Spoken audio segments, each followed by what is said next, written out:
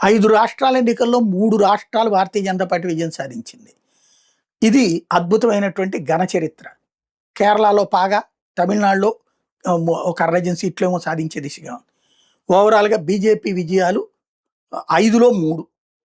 అస్సాం ఘన విజయం, పాండిచ్చేరి ఘన విజయం, అదే సందర్భంలో బెంగాల్‌లో విజయం. ఇంకా ఘనమా కాదా అన్నటువంటిది సాయంత్రానికి తేలుతుంది. బట్ ఆ బెంగాల్‌లో దీదీని ఓడించడం అంటే గొప్పదే.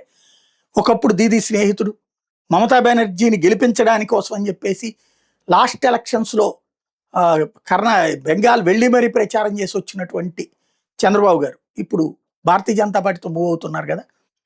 భారతీయ జనతా పార్టీ ఘన విజయం సాధించినటువంటి వేళ, కేంద్రంలోనూ రాష్ట్రంలో భాగస్వామి అయినటువంటి వేళ అత్యవసరంగా అభినందనలు తెలియజేశారు. మోడీ, అమిత్ షా, నబీన్ ఎవరైతే బీజేపీ జాతీయ అధ్యక్షుడు వల్లనే ఇది సాధ్యమైందంటూ ప్రశంసించారు.